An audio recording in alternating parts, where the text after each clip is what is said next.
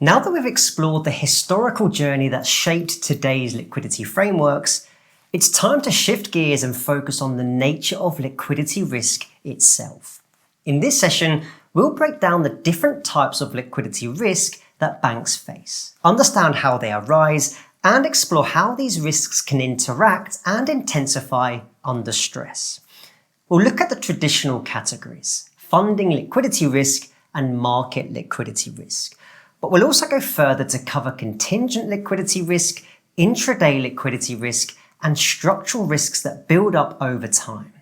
By the end of this session, you'll have a clear mental map of the various liquidity risks that exist within a bank and how professionals identify and assess them.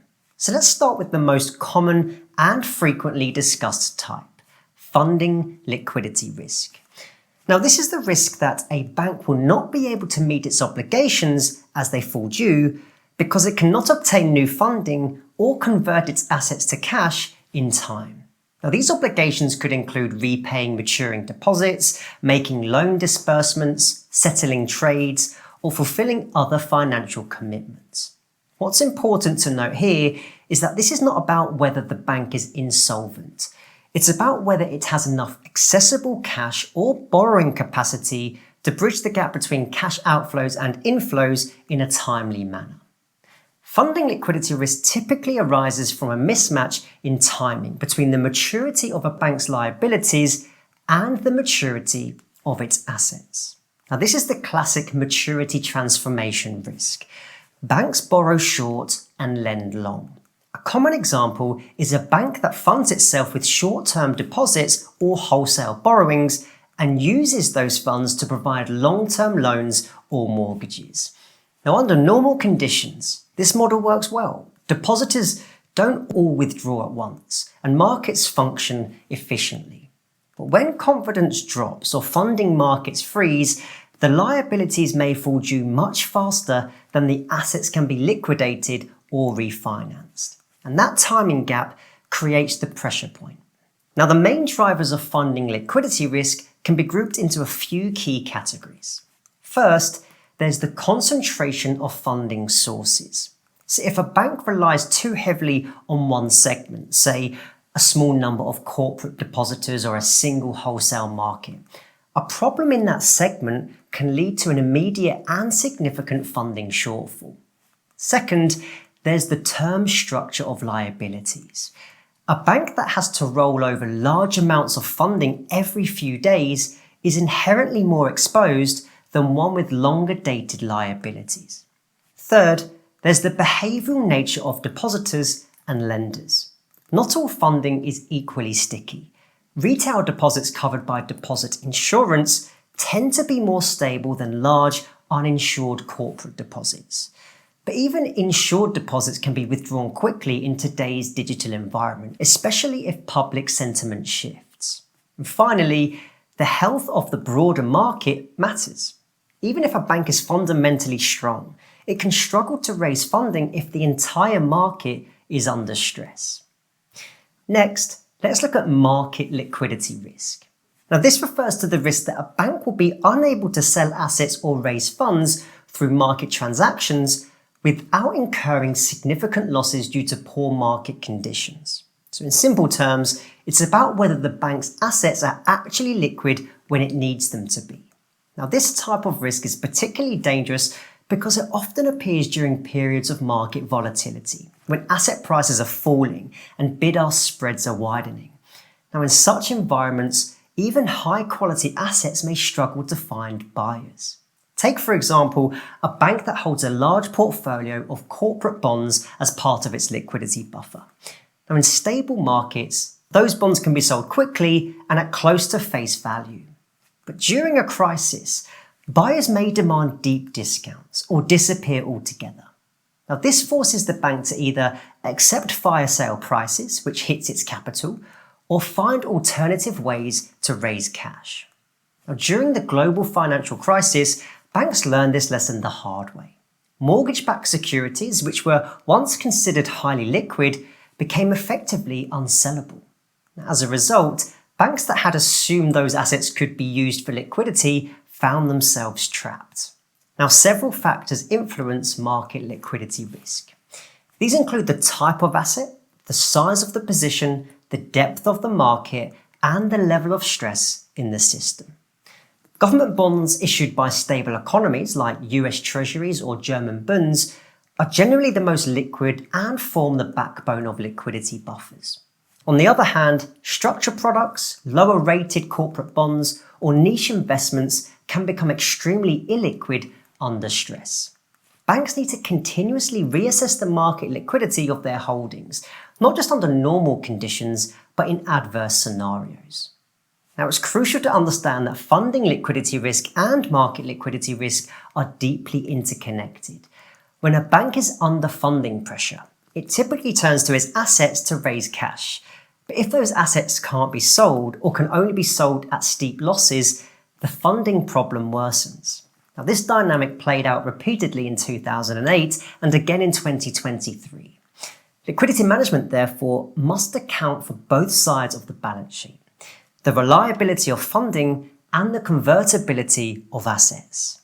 Now, in addition to these two core risks, banks also face what is known as contingent liquidity risk.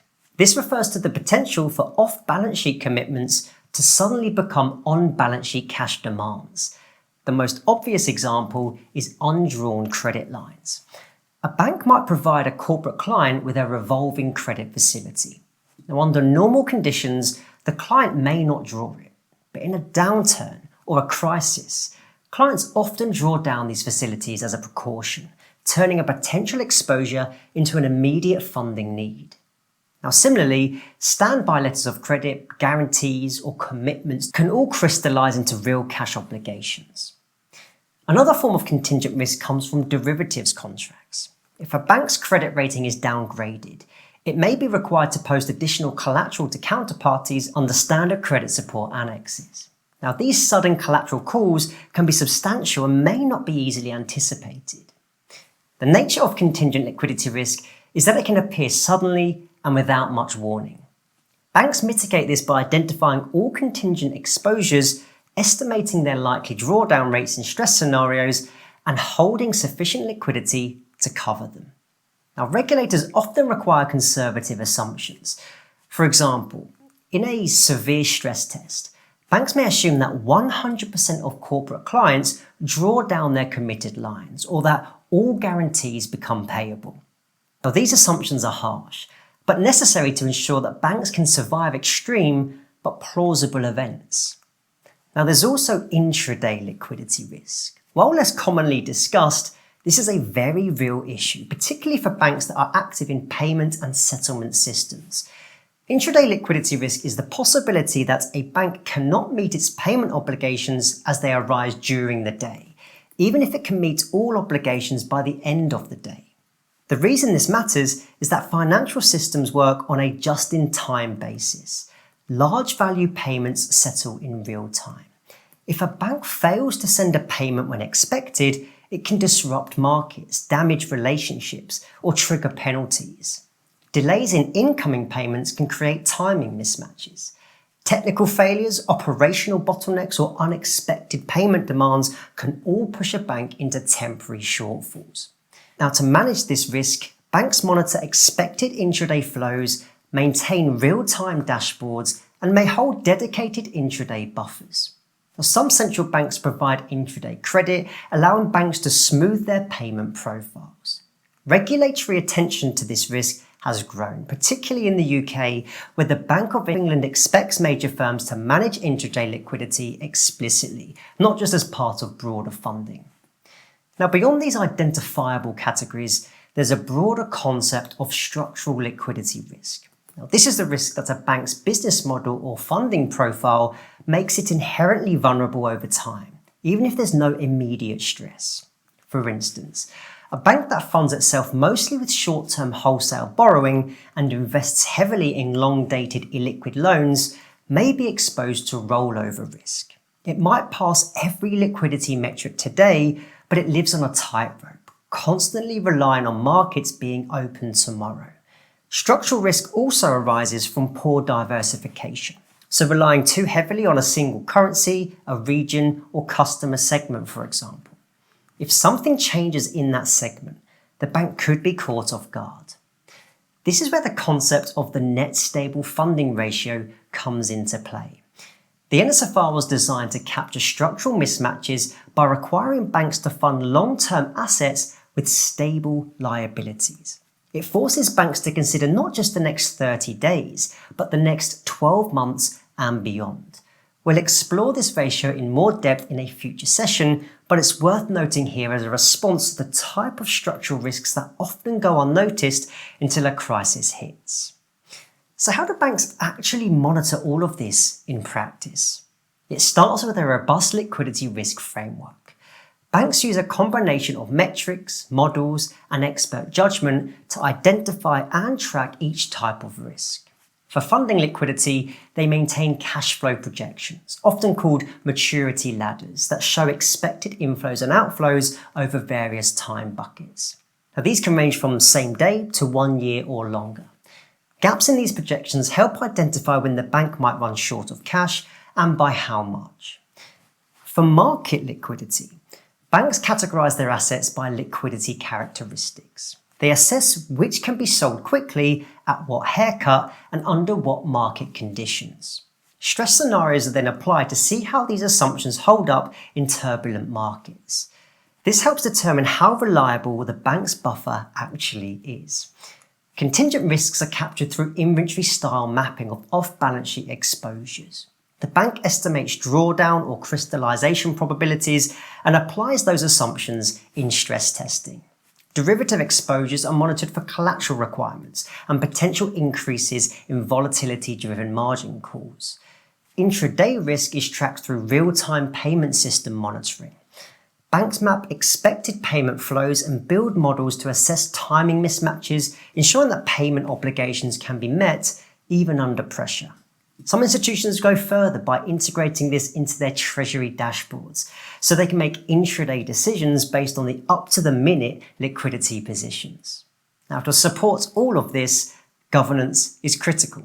Liquidity risk teams, often within the treasury or risk management functions, produce daily and weekly reports, monitor key indicators, and escalate issues when triggers are breached. Asset liability committees, or ALCOs for short, meet regularly to review liquidity positions and strategies. In larger institutions, dedicated liquidity risk committees may exist, supported by teams that model scenarios, backtest assumptions, and interface with regulators. And speaking of regulators, they too classify liquidity risk in these categories and expect banks to demonstrate how they're managing each one. For example, the liquidity coverage ratio focuses primarily on short-term funding liquidity under stress. The net stable funding ratio addresses structural liquidity. The ILAP covers all of the above, requiring banks to provide evidence of how they identify, measure, manage, and monitor every relevant liquidity risk across time horizons and business lines. In today's environment, this is not a box-ticking exercise. Regulators expect banks to integrate liquidity risk deeply into their strategic and operational thinking. That includes embedding liquidity costs through internal transfer pricing mechanisms, aligning liquidity planning with business growth, and ensuring that senior management understands the implications of liquidity constraints on overall performance. To sum up this session, liquidity risk is not a single concept. It's a spectrum of interconnected risks, each with its own triggers, transmission channels, and mitigation strategies. Funding liquidity risk is about whether the bank can raise cash. Market liquidity risk is about whether its assets can be sold. Contingent risks are about off-balance sheet obligations that can materialize suddenly. Intraday risks are about payment timing. And structural risks reflect the long-term sustainability of the bank's business model. Understanding these categories is essential for managing them effectively. It's not enough to monitor one or two metrics. A modern liquidity framework must be comprehensive, forward-looking, and adaptive. It must reflect both normal and stress conditions. And it must allow the bank to survive, not just in theory, but in practice, under a wide range of plausible and extreme events. In our next session, we'll build on this risk taxonomy by exploring how banks structure their internal teams and governance processes to manage liquidity day by day. We'll examine the roles of Treasury, risk, finance, and the board, as well as the systems and data infrastructure needed to support effective decision making. We'll also look at how firms organise themselves across entities and regions to manage liquidity holistically. If you've ever wondered who actually keeps a bank liquid and how they do it, you won't want to miss what's coming next. I'll see you in the next session.